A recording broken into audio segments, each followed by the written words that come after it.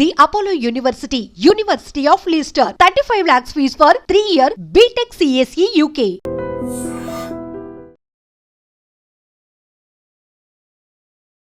నమస్కారం, welcome to I dream. ధర్మ మార్గ విత్ విజిత కార్యక్రమానికి స్వాగతం.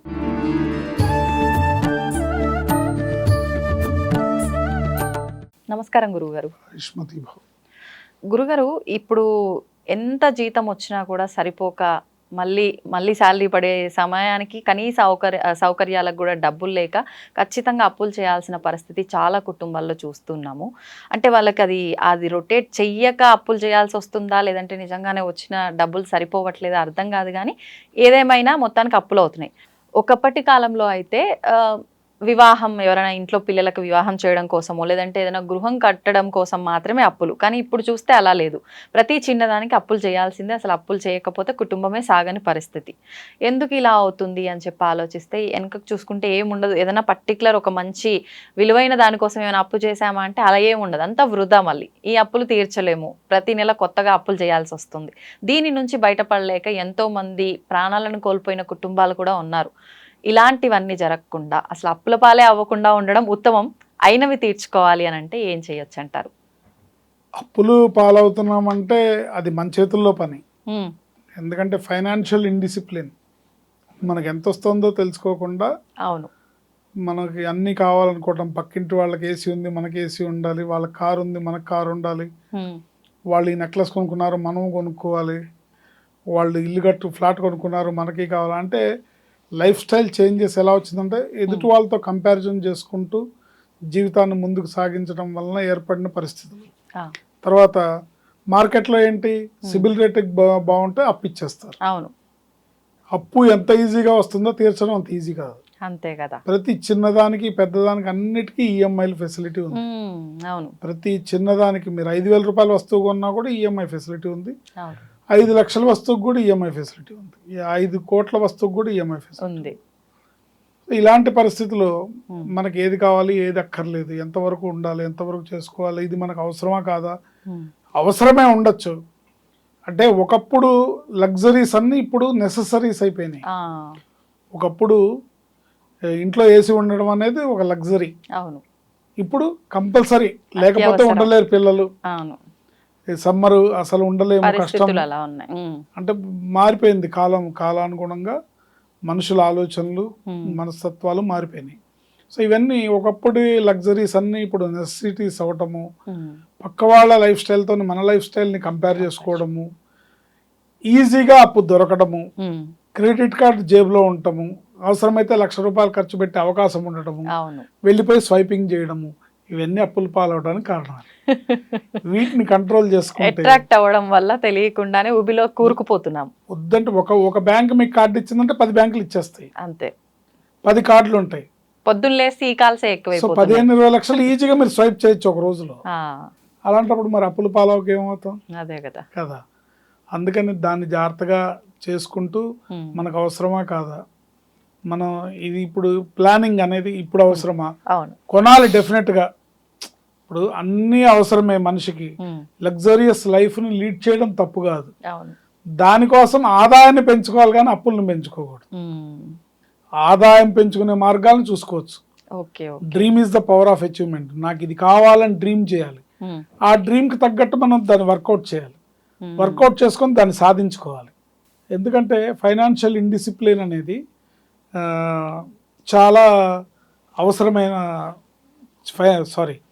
ఫైనాన్షియల్ డిసిప్లిన్ అనేది అనాలోచితంగా చేసుకోవడం వల్ల ఇబ్బందులు పాలవుతాం. అవును, ఎందుకంటే సాధారణమైన జీవితాన్ని జీవించడానికి కూడా ఒక క్యాలిక్యులేషన్ ఉంది. 1940 సంవత్సరంలో ఆ ప్రాంతంలో ఒక కుటుంబం బతకడానికి ₹10 అయితే సరిపోయింది. 1940. అసలు ఇప్పుడు ₹10 1900 అంటే ప్రతి 20 ఏళ్ళకి ఒక 0 యాడ్ అవుతుంది. 1940 నుంచి 1960 వచ్చేటప్పటికి అదే కుటుంబం అదే లైఫ్ స్టైల్తో బతకడానికి ₹100 కావాల్సి వచ్చింది. 1960 నుంచి 80కి వచ్చేసరికి అదే కుటుంబానికి ₹1000 కావాల్సి వచ్చింది. 80 నుంచి 2000కి వచ్చేసరికి అదే కుటుంబానికి ₹10,000 కావాల్సి వచ్చింది.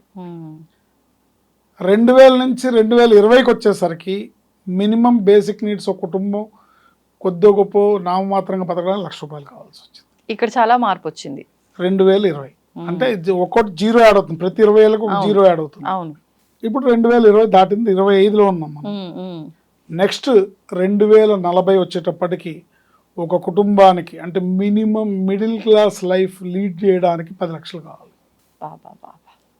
ఈ 10 లక్షలకి ఆదాయ వనరులు మన దగ్గర ఉన్నాయా? ఈ 10 లక్షలకి మనం రీచ్ అవ్వగలుగుతామా లేదా? ఇట్లా ప్రతిదీ ఆలోచించుకొని ముందుకెళ్ళాలి. ఈ క్యాల్కులేషన్ ప్రతి వాళ్ళు మైండ్లో పెట్టుకోవాలి. ఏంటి ఇది ఇప్పుడు ప్రూవ్ అయిన క్యాల్కులేషన్ ఇది. కానీ చాలా కష్టమే గురువు గారు ఇప్పుడు కదా.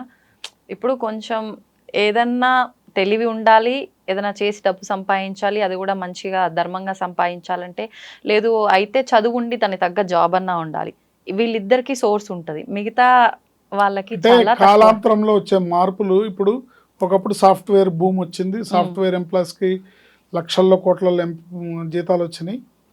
ఇప్పుడు ఒక 3-4 ఇయర్స్ తర్వాత సాఫ్ట్వేర్ ఫుల్గా డౌన్ అయిపోతుంది, మొత్తం ఏఐ ఉంటుంది. అవును ఏంటి సో ఏఐ టెక్నాలజీకి ఆ ఏఐ టెక్నాలజీ అనేది చాలా ప్రొఫెషన్స్ని క్యాప్చర్ చేసేస్తుంది. ఇంట్లో వంటోడు కూడా ఏఐ ఉంటుంది, పని మనిషి కూడా ఏఐ, రోబోస్, ఏఐతో పనిచేసే రోబోస్ వస్తాయి. ఏం చేయడానికైనా అన్ని వచ్చేస్తాయి. అప్పుడు మనుషుల్ని హైర్ చేసుకునే పరిస్థితి ఉండదు. మనుషులు ఉంటారు, కల్కి సినిమాలో చూపించినట్టు బ్రెడ్ ముక్క కోసం కొట్టుకోవాలి. అందుకని జాగ్రత్తగా ప్లాన్ చేసుకొని ఫైనాన్షియల్ డీల్ చేయడం అనేది చాలా ఇంపార్టెంట్. కాబట్టి దాన్ని జాగ్రత్త చేసుకుంటూ ఉండాలి. తెలియకుండానే నా ప్రమేయం లేకుండానే పెరిగిపోతున్న అప్పులు నేను అవాయిడ్ చేయలేకపోతున్నాను, అన్అవాయిడబుల్ సర్కమ్స్టాన్సెస్ నన్ను చుట్టుముడుతున్నాయి, ఈ అప్పులు ఊపిలోంచి నేను బయటపడాలి అని కొంతమంది, లేదా ఆల్రెడీ తెలియక చేసిన తప్పుల వల్ల అప్పులు అయిపోయినాయి, ఇక నుంచి నేను జాగ్రత్తగా ఉంటాను కానీ ఈ అప్పులు తొందరగా తీరాలి అనే వాళ్ళు మటుకు తీసుకోవాల్సిన జాగ్రత్తలు ఏంటంటే మంగళవారం నాడు ఎట్టి పరిస్థితుల్లో అప్పు చేయకూడదు.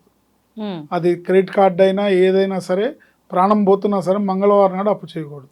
ఎందుకని గురుగారు? మంగళవారం నాడు చేసిన అప్పు మంగళవారం మారు కోరుతుంది అంటారు. సో మంగళవారం అప్పు చేస్తే మళ్ళీ మళ్ళీ చేస్తూనే ఉంటారు అప్పులు.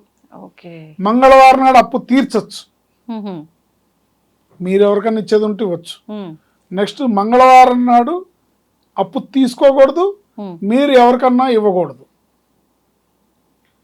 మీరు ఎవరికన్నా మంగళవారం నాడు ఇస్తే ఆ డబ్బులు రావు, ఇంకా రావు అనుకోని బదులు ఇవ్వటం, అప్పుగా ఇవ్వటం అలాంటివి కూడా చేయకూడదు. ఇస్తే రావు, లేదా మళ్ళీ మీరు ఇస్తూనే ఉంటారు తప్ప తిరిగి రావు. మంగళవారం నాడు అప్పు చేయకూడదు, అప్పు తీసుకోకూడదు. అప్పు తీర్చచ్చు, తీరిస్తే కుజుడు సంతోషపడతాడు, గ్రహశాంతి లభిస్తుంది, దానివల్ల అప్పులు తొందరగా క్లియర్ అవుతాయి. ఓకే, అట్లాగే తీర్చాల్సినవన్నీ కూడా మనం నోట్ చేసుకొని ఆ అప్పు తీర్చాలనే ఏవైతే ఉంటాయో అవన్నీ కూడా మంగళవారం నాడు గుర్తుపెట్టుకొని పేమెంట్స్ అన్ని మనం మంగళవారం నాడు చేయాలి. అవును, తీర్చాల్సిన ప్లానింగ్ ఉండాలి, ప్లానింగ్ ప్రకారం మంగళవారం నాడు చేయాలి. దీనికి ఒక అద్భుతమైన మంత్రం ఉంది. ఈ మంత్రాన్ని ప్రతిరోజు ఉదయం సూర్యోదయానికి ముందే గణపతికి పూజ చేసి శ్రీ గణేశ రుణం చింది, శ్రీ గణేశ రుణం చింది అనే ఈ మంత్రాన్ని మీ శక్తి కొలది ఎన్నిసార్లు అంటే అంత మంచిది. చింది అంటే తీరిపోవాలి, చింది అంటే చిన్న భిన్నం అయిపోవాలి, చింది అప్పులన్నీ పోవాలి. శ్రీ గణేశ రుణం చింది. ఈ మంత్రాన్ని చదువుకోవడం వల్ల ఆ వినాయకుడు అనుగ్రహంతో ప్రాతకాలంలో సూర్యోదయానికి పూర్వం వినాయకుడిని గరికతో పూజ చేసి ఆవు నెయ్యితో దీపం పెట్టి బెల్లం ముక్క నైవేద్యం పెట్టి ఈ మంత్రాన్ని చదివితే ఎంత పెద్ద అప్పైనా అతి శీఘ్రగతిన తీరిపోతుంది.